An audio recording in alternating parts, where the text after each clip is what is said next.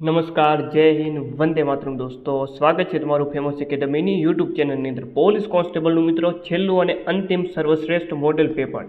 તો ચાલો મિત્રો શરૂઆત કરીએ. મિત્રો પોલીસ કોન્સ્ટેબલ માટે મોસ્ટ ટાઈમ 5000 MCQ અહીં આપેલા છે. તો આ PDF માત્ર તમને 29 રૂપિયામાં મળી શકે છે. તો PDFને પરચેસ કરવા માટે તમારે આ નંબર ઉપર 29 રૂપિયાનું પેમેન્ટ કરીને આ જ નંબર ઉપર સ્ક્રીનશોટ મોકલવાનો રહેશે. તો માત્ર 1 મિનિટમાં તમને PDF મળી જશે. ચાલો મિત્રો શરૂઆત કરીએ. પાર્ટ બીનું સંપૂર્ણ મોડેલ પેપર આપણે જોવાના છીએ. ચાલો, બંધારણ સભા ઘડવાનો સૌપ્રથમ વિચાર કોણે આપ્યો હતો? તો મિત્રો એ આપ્યો હતો માનવેન્દ્રનાથ રોય. ઓપ્શન સી સાચો જવાબ આવશે. ભારતીય બંધારણ સભાએ બંધારણ રચવા માટે કેટલા દિવસ સુધી બેઠકો કરી? ઓકે, ટોટલ 166 જેટલી બેઠકો ભરવાની હતી. કેટલા દિવસ સુધી? તો જવાબ આવશે 266 દિવસ. નેક્સ્ટ, બંધારણ સભાએ ક્યારે રાષ્ટ્રગીત સ્વીકાર્યું? તો એક તારીખ છે 24 જાન્યુઆરી 1950.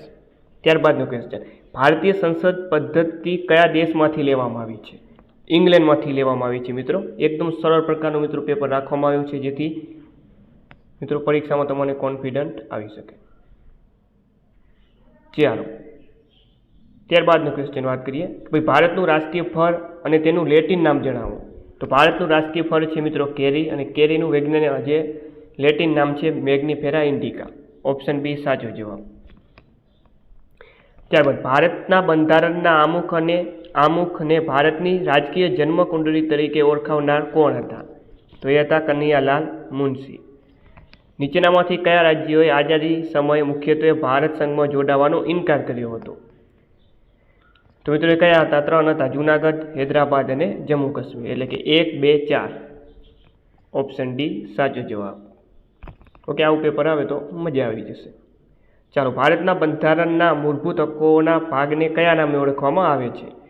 તેને ઓળખવામાં આવે છે મેગ્ના કાર્ટાના નામે.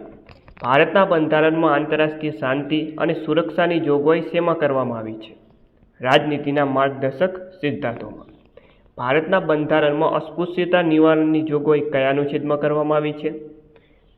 તો એ છે અનુચ્છેદ 17માં. નેક્સ્ટ, સંસદનું લોકપ્રિય અને નીચલું ગૃહ કોને કહેવામાં આવે છે? લોકસભા જવાબ આવશે. રાજ્યસભાના સભ્યો કોના દ્વારા ચૂંટાય છે? રાજ્યસભાના સભ્યો કોના દ્વારા ચૂંટાય? ભાઈ, રાજ્યની વિધાનસભાના સભ્યો દ્વારા. ત્યારબાદ કયું રાજ્ય લોકસભાની વધુ બેઠકોનું પ્રતિનિધિત્વ કરે છે? તો એ છે મિત્રો Uttar Pradesh, UP. Option B. ચાલો, ત્યારબાદ તાળકુંડે સમિતિએ કરેલી ભલામણો નીચેના પૈકી શેનો સમાવેશ થાય છે? તો આમાંથી મિત્રો જવાબ આવશે કે ભાઈ મતદાનની વય 18 વર્ષ કરવામાં આવે. ઓપ્શન એ સાચો જવાબ આવશે. રાષ્ટ્રપતિ શાસનને મંજૂરી આપતો ઠરાવ સંસદના બંને ગૃહોમાંથી ખાલી જગ્યા બહુમતીથી પસાર કરાવવો જરૂરી છે. તો જવાબ આવશે બંને ગૃહોની સાદી બહુમતીથી. મંત્રી પરિષદ નીચેનામાંથી કોના ઈચ્છા અનુસાર રહે છે? રાષ્ટ્રપતિ. ભારત બંધારણનો કયો અનુચ્છેદ રાજ્ય વિધાનમંડળની જોગવાઈ કરે છે? તો એ છે અનુચ્છેદ 168. ત્યારબાદ ગુજરાત વિધાનસભાના પ્રથમ સ્પીકર કોણ હતા? તો એ હતા કલ્યાણજી મહેતા. ચાલો, ત્યારબાદ આગળ વાત કરીએ તો કે ભાઈ મુખ્યમંત્રી વ્યક્તિગત રીતે કોને જવાબદાર હોય છે? મુખ્યમંત્રી વ્યક્તિગત રીતે જવાબદાર હોય રાજ્યપાલને. GST પરિષદનું વડું મથક ક્યાં આવેલું છે? તો એ આવેલું છે નવી દિલ્હી ખાતે. ત્યારબાદ સર્વોચ્ચ અદાલતના ન્યાયાધીશોની નિમણૂકનો ઉલ્લેખ બંધારણના કયા અનુચ્છેદમાં છે? અનુચ્છેદ 124. રાજ્યની વડી અદાલતના ન્યાયમૂર્તિને શપથ કોણ લેવડાવે છે? રાજ્યપાલ. ચાલો આગળ. ભારતીય સંવિધાન મુજબ ભારતના મુખ્ય ચૂંટણી કમિશનરના કાર્યકાળ સંદર્ભે નીચેના પૈકી કયું સાચું છે? તો એમાં વાત કરીએ કે ભાઈ 6 વર્ષ અથવા 65 વર્ષની આયુ થાય ત્યાં સુધી, જે પહેલું હોય ત્યાં સુધી. Option A right answer. ભારતના બંધારણના કયા અનુચ્છેદમાં અખિલ ભારતીય સેવાઓ અંગે જોગવાઈ કરવામાં આવી છે?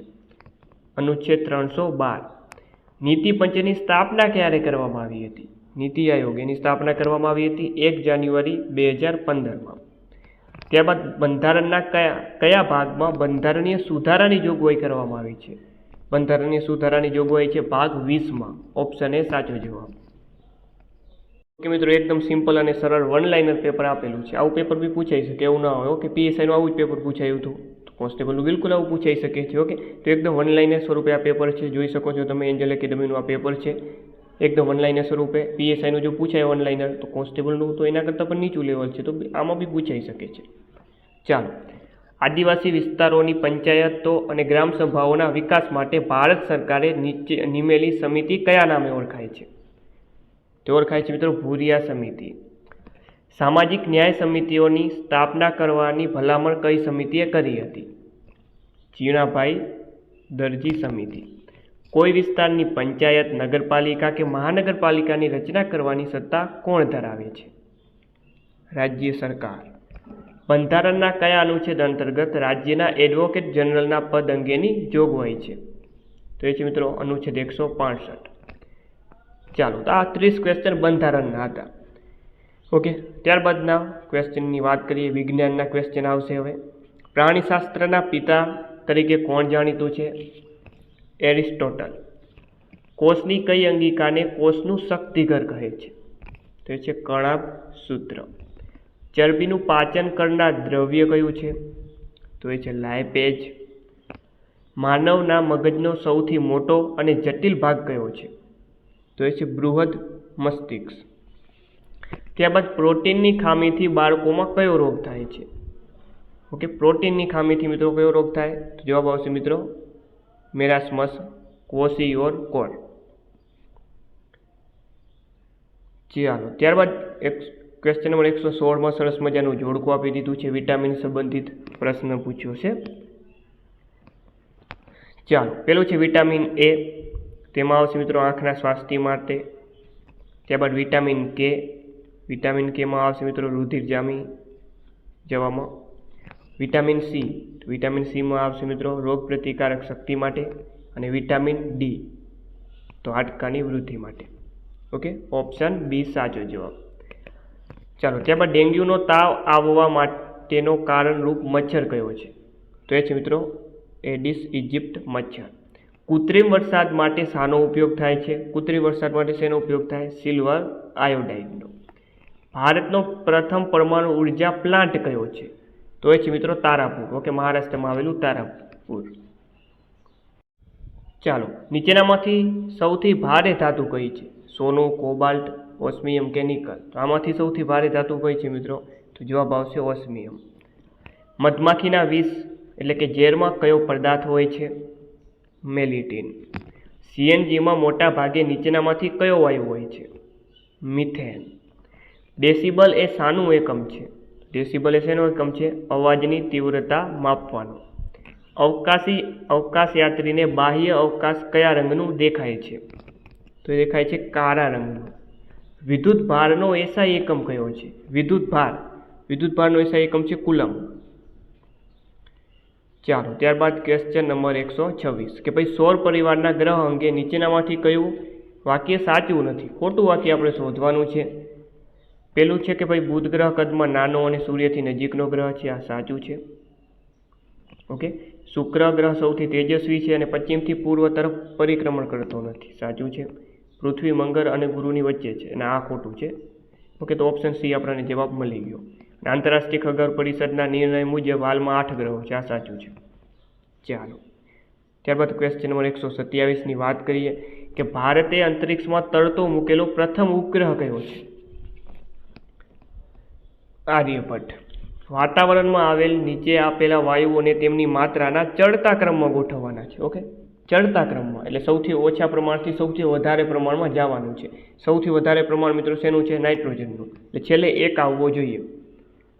છેલ્લે એક આવે એટલે ઓપ્શન એ અને બી તો રિમૂવ થઈ જશે. ઓકે, ત્યારબાદ આપણે બીજા નંબરમાં આપણે ઓક્સિજન આવે. ઓકે, ઓક્સિજન 21% સાથે. ઓકે, અને ત્યારબાદ કાર્બન ડાયોક્સાઇડ અને છેલ્લે આવે છે આર્ગોન. એટલા માટે જે છે ઓપ્શન સી અહીં સાચો જવાબ બનશે. ઓકે, તો સૌથી વધુ નાઇટ્રોજનનું પ્રમાણ હોય વાતાવરણમાં. ત્યારબાદ મિત્રો વાત કરીએ સૌથી વધુ નાઇટ્રોજનનું પ્રમાણ હોય, ત્યારબાદ ઓક્સિજન હોય, ત્યારબાદ આર્ગોન હોય, ત્યારબાદ કાર્બન ડાયોક્સાઇડ. ઓકે, ચાલો, ગ્રીન હાઉસ ઇફેક્ટ કોના સાથે સંબંધિત છે? વૈશ્વિક તાપમાન વધારા સાથે. કોને 59માં જ્ઞાનપીઠ પુરસ્કાર 2024થી સન્માનિત કરવામાં આવ્યા હતા? જવાબ આવશે મિત્રો વિનોદ કુમાર શુક્લને. પ્રધાનમંત્રી નરેન્દ્ર મોદી દ્વારા કયા રાજ્યમાં 7મી ખેલો ઇન્ડિયા યુથ ગેમ્સ 2025નું ઉદ્ઘાટન થયું? તો એ થયું મિત્રો બિહાર ખાતે. ત્યારબાદ તાજેતરમાં રણજી ટ્રોફી ટુર્નામેન્ટ 2025નું ટાઇટલ નીચેનામાંથી કોણે જીત્યું છે? રણજી ટ્રોફી ટુર્નામેન્ટ 2025 એ ટાઇટલ જીતવામાં આવ્યું છે મિત્રો વિદર્ભ દ્વારા. તો વિદર્ભ સાચો જવાબ બનશે ઓપ્શન બી. ચાલો, વર્ષ 2024ની યુનેસ્કો વિશ્વ ધરોહર સમિતિની બેઠક ક્યાં યોજાઈ હતી? તો એ યોજાઈ હતી ભારત ખાતે.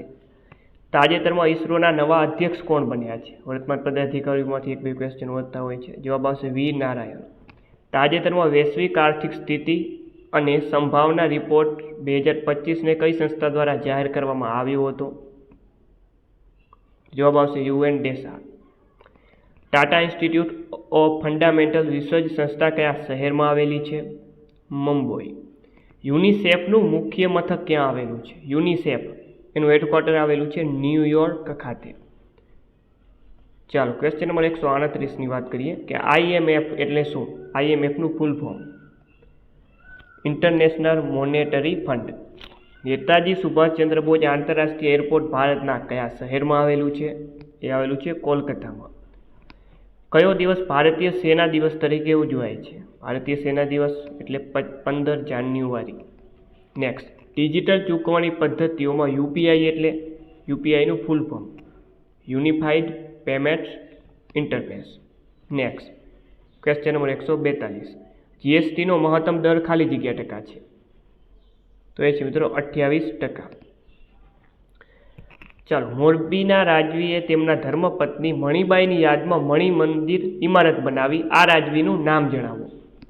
વાઘજી ઠાકોર બીજા, ઓપ્શન બી. ત્યારબાદ ગુજરાતના જિલ્લા અને તેના મૂળ મથકોને જોડવાના છે મિત્રો 144ના ક્વેશ્ચનમાં. અરવલ્લીનું મોડાસા છે, બનાસકાંઠાનું પાલનપુર છે, ડાંગનું આહવા છે, ખેડાનું નડિયાદ છે. Clear, option A. કોમ્પ્યુટર વિશે નીચેના પૈકી કયું સાચી રીતે જોડાયેલું નથી? જીકેની દ્રષ્ટિએ કોમ્પ્યુટરનો 1-2 ક્વેશ્ચન કદાચ પૂછાય. ચાલો, ખોટું શોધવાનું છે કે ભાઈ પ્રથમ પેઢીમાં વેક્યુમ ટ્યુબનો ઉપયોગ થતો હતો, આ તો સાચું છે. બીજી પેઢીમાં ટ્રાન્ઝિસ્ટરનો ઉપયોગ થતો, સાચું છે. ત્રીજીમાં ઇન્ટિગ્રેટેડ સર્કિટનો ઉપયોગ થતો, આ સાચું છે. પરંતુ જે ચોથી પેઢીમાં આર્ટિફિશિયલ ઇન્ટેલિજન્સ, આ મિત્રો ખોટું આવશે. તો ઓપ્શન ડી સાચો જવાબ. ચાલો, આગળ વાત કરીએ. HTTPનું પૂરું નામ શું છે? ચાલો, તેનું પૂરું નામ છે હાઇપરટેક્સ્ટ ટ્રાન્સફર પ્રોટોકોલ. ગુજરાતી ભાષાના આદિકવિ કોને કહેવામાં આવે છે? તો એ છે નરસિંહ મહેતા. લીલુડી ધરતી નવલકથાના લેખક કોણ છે? ચુનીલાલ મડિયા. પ્રકાશ પાડુકોણ કઈ રમત સાથે સંકળાયેલા છે? બેડમિન્ટન. નીચેનામાંથી કઈ જોડ અયોગ્ય છે?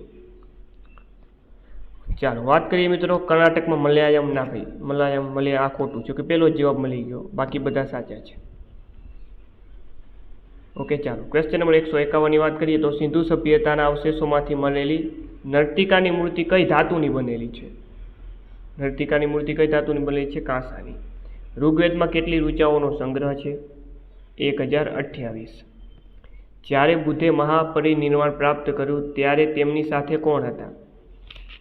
મહાપરિનિર્વાણ કૃષ્ણનગર ખાતે તેમણે જ્યારે પ્રાપ્ત કર્યું ત્યારે તેમની સાથે હતા આનંદ, તેમના શિષ્યો. નીચેનામાંથી કયા 23માં જૈન તીર્થકર છે? પાર્શ્વનાથ. મૌર્ય વંશ વિશે નીચેનામાંથી કઈ બાબત ખોટી છે? ખોટી બાબત શોધવાની છે. તો વાત કરીએ મિત્રો આમાં કે ચંદ્રગુપ્ત મૌર્ય વંશનો સ્થાપક હતો, આ તો સાચું છે. ચાણક્ય ચંદ્રગુપ્ત મૌર્યનો મુખ્ય સલાહકાર હતો, આ સાચું છે. બૃહદ્રથ મૌર્ય વંશનો અંતિમ શાસક હતો, આ પણ સાચું છે. પરંતુ અશોક બિંબિસારનો પુત્ર હતો, આ ખોટું છે. બિંદુસારનો પુત્ર હતો. અશોક એ બિંદુસારનો પુત્ર હતો. તો યાદ રાખવા. ચાલો, કોના આક્રમણના કારણે ગુપ્ત સામ્રાજ્યનું પતન થયું? જવાબ આવશે મિત્રો હુણોના આક્રમણના કારણે. નીચે આપેલી નાટ્ય કૃતિઓમાંથી કઈ કૃતિ કવિ કાલિદાસની નથી? તો જવાબ આવશે આમાં દૂતવાક્ય. ચોલ સામ્રાજ્યનો વાસ્તવિક સ્થાપક કોને માનવામાં આવે છે? અલી મોલી વર્મન. ચાલુક્ય વંશની રાજધાનીનું નામ શું હતું? ચાલુક્ય વંશની રાજધાની કઈ હતી મિત્રો? વાતાપી. અને આદિ શંકરાચાર્યનો જન્મ ક્યાં થયો હતો? આદિ શંકરાચાર્યનો જન્મ કેરળના કાલડી ખાતે થયો હતો. ઓપ્શન સી સાચો જવાબ. ચાલો, ભારતમાં ઈસ્ટ ઇન્ડિયા કંપનીના શાસનનો અંત ક્યારે આવ્યો? ઈસવીસન 1858માં. ભારતમાં યુરોપિયન પ્રજાના આગમનનો ક્રમ ગોઠવો. ક્વેશ્ચન નંબર 162માં. ચાલો, તો મિત્રો આમાં આપણે યાદ પણ રાખતા હોઈએ છીએ PDEF. ઓકે, PDEF આવું તમે યાદ રાખો, PDEF. ઓકે, તો પણ તમારું PDF એવું યાદ રાખો તો પણ તમારો જે જવાબ મળી જશે. ઓકે, આમાં જવાબ આવશે ઓપ્શન બી. ચાલો, નીચેનામાંથી થિયોસોફિકલ સોસાયટી સાથે કોણ સંકળાયેલ નથી? તો એમાં જવાબ આવશે મિત્રો સર AOU. 1905માં કયા વાઇસરોય બંગાળનું વિભાજન કર્યું હતું? તો એ હતા લોર્ડ કર્ઝન. ભારતમાં ક્રાંતિકારી પ્રવૃત્તિની સૌપ્રથમ શરૂઆત કરનાર કોણ હતું? ઓકે, ભારતમાં સૌપ્રથમ ક્રાંતિકારી પ્રવૃત્તિની શરૂઆત કરનાર વાસુદેવ ફડકે.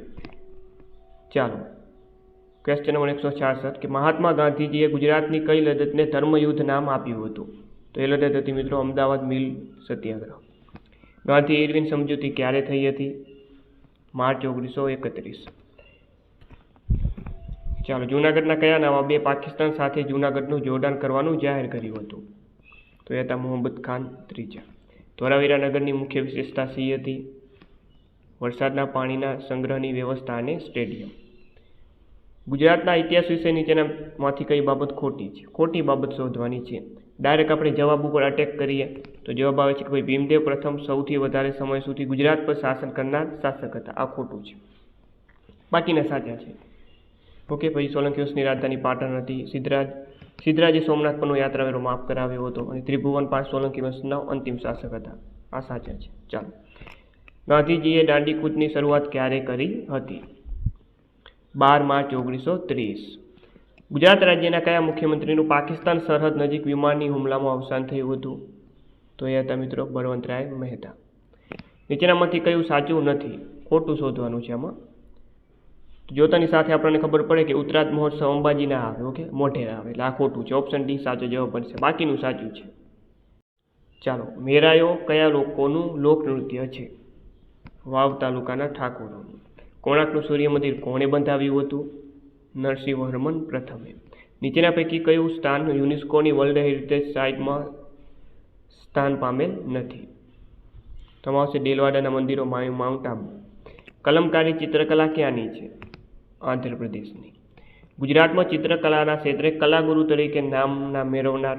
તો એ હતા રવિશંકર રાવલ. ચાલો, ત્યારબાદ ક્વેશ્ચન નંબર 179. ભારત પાકિસ્તાન વચ્ચેની સરહદ રેખા કયા નામથી ઓળખાય છે? Red cliff. અરવલ્લીની પર્વતમાળાનું સર્વોચ્ચ શિખર કયું છે? ગુરુ શિખર. ભારતનું એકમાત્ર તળતું સરોવર લોકટક કયા રાજ્યમાં આવેલું છે? મણિપુર. કાપની જમીન શેના દ્વારા બને છે? વહેતા પાણી દ્વારા નિક્ષેપણ. ભારતમાં નીચેનામાંથી કયા પ્રકારના જંગલોનું પ્રમાણ સૌથી વધુ છે? તો એ છે ઉષ્ણકટિબંધીય ખરાઉ જંગલો. ચાલો, ભારતમાં કાન્હા રાષ્ટ્રીય ઉદ્યાન ક્યાં આવેલું છે? કાન્હા રાષ્ટ્રીય ઉદ્યાન Madhya Pradesh. Indian institute of forest management ક્યાં આવેલી છે? તો આ સંસ્થા ક્યાં આવેલી છે? ભોપાલ ખાતે. ભારતમાં નીચે જણાવેલ કયા રાજ્યમાં કાળા મરીનું સર્વોચ્ચ ઉત્પાદન થાય છે? કર્ણાટક. પશ્ચિમ બંગાળ ખાતે આવેલું રાણીગંજ શા માટે પ્રખ્યાત છે? કોલસાની ખાણ માટે. અને ભારતમાં સિલિકોન વેલી તરીકે કયું શહેર પ્રખ્યાત છે? સિલિકોન વેલી એટલે બેંગલુરુ. ચાલો, સુવર્ણ ચતુર્ભુજ રાષ્ટ્રીય ધોરીમાર્ગ મુંબઈ દિલ્હી કોલકાતા અને ચેન્નઈ શહેરને જોડે છે. ચાલો, નીચેનામાંથી કઈ રામસર સાઇટ નથી? Question number 190. તો જવાબ આવશે નારાયણ સરોવર ચિક્કારા અભયારણ્ય. ઓકે, આ નથી. ઓકે, બાકી નળ સરોવર 2012માં ગુજરાતની સૌપ્રથમ રામસર સાઇટ છે. થોર અભયારણ્ય અને ખીજડીયા પણ ગુજરાતની રામસર સાઇટ છે. વસ્તી અને વિસ્તારની દ્રષ્ટિએ ગુજરાતનો સૌથી નાનો જિલ્લો કયો? તો એ છે ડાંગ. કર્કવૃત એ ગુજરાતના કયા ભાગમાંથી પસાર થાય છે? ચાલો, જવાબ આવશે ઉત્તર ગુજરાત. પાટણ જિલ્લાનો બનાસ અને સરસ્વતી નદી વચ્ચેનો પ્રદેશ કયા નામે ઓળખાય છે? વઢિયાર. ક્વેશ્ચન નંબર 194 કે નીચેનામાંથી કયું વિધાન સાચું નથી? ખોટું વિધાન શોધવાનું છે. તો જોતાની સાથે મિત્રો ખબર પડે કે સાબરમતી ગુજરાતની સૌથી લાંબી નદી છે, આ સાચું છે. નર્મદા સૌથી મોટી નદી છે, સાચું છે. ભાદર સૌરાષ્ટ્રની સૌથી મોટી નદી, આ પણ સાચું છે. પરંતુ જુઓ, લુણી નદી કચ્છની સૌથી મોટી નદી છે? ના ભાઈ, કચ્છની સૌથી મોટી નદી ખારી નદી છે. ચાલો, ઉનાળાના દિવસોમાં સોયા ખેડાતી જમીન એટલે કાળી જમીન. ત્યારબાદ જોડકું આપી દીધું છે નેશનલ પાર્ક અને સ્થળ, મોસ્ટ એમપી. વાસંદા નેશનલ પાર્ક ક્યાં આવે ભાઈ? ઓકે, ખોટી જોડ આપણે શોધવાની છે આની અંદર, ક્વેશ્ચન નંબર 196માં. ચાલો, તો વાત કરીએ ક્વેશ્ચન. જો વાસંદા નેશનલ પાર્ક વાસંદા નવસારી, આ તો સાચું છે ભાઈ. ગીર નેશનલ પાર્ક ઉના તાલુકો ગીર સોમનાથ, આ પણ સાચું છે. મરીન નેશનલ પાર્ક ઓખામંડળ જામનગર, ના ભાઈ, આ ખોટું છે. વેરાવદર નેશનલ પાર્ક વલભીપુર ભાવનગર, આ પણ સાચું છે. ઓકે, તો આ રીતનું કાંક બનશે. નેશનલ પાર્કનું સ્થાપના વર્ષ પર પૂછી શકાય છે. ઓકે, તો આમાં મિત્રો હું તમને જરા જણાવી દઉં. ગીર નેશનલ પાર્કની સ્થાપના 1965માં થઈ હતી. ત્યારબાદ ત્યારબાદ વાત કરીએ વેરાવદર નેશનલ પાર્કની સ્થાપના. વેરાવદર નેશનલ પાર્કની સ્થાપના 1976માં થઈ હતી. વાસંદા રાષ્ટ્રીય ઉદ્યાનની સ્થાપના 1979માં થઈ હતી. અને મરીન નેશનલ પાર્કની સ્થાપના 1982માં થઈ હતી. યાદ રાખજો. ચાલો આગળ વાત કરીએ આપણે. ભારતમાં કયું રાજ્ય બોક્સાઇટના ઉત્પાદનમાં પ્રથમ સ્થાન ધરાવે છે? તો એ છે ઓડિશા. ગુજરાતમાં કયા વર્ષમાં ઉત્તરાયણ અને અંકલેશ્વર વચ્ચે સર્વપ્રથમ રેલવે લાઇન નખાઈ હતી? ઓકે, તો એ છે મિત્રો 1855માં. નીચે આપેલ જિલ્લા દૂધ ઉત્પાદક સંઘ, ડેરી અને જિલ્લાઓની કઈ જોડ ખોટી છે? તો દૂધ ધારા ડેરી ભાવનગર, આ ખોટું છે મિત્રો. ઓકે, બાકી બધા સાચા છે. અને છેલ્લો ક્વેશ્ચન 200માં કે ભાઈ ભારતમાં કૃષિ ઉત્પાદકતા વધારવા માટે અને ભારતમાં હરિયાળી ક્રાંતિના પિતા તરીકે કોને ઓળખવામાં આવે છે? જવાબ આવશે MS સ્વામિનાથનને. તો મિત્રો પોલીસ કોન્સ્ટેબલની પરીક્ષા આપતા દરેક ઉમેદવારોને best of luck famous academy તરફથી.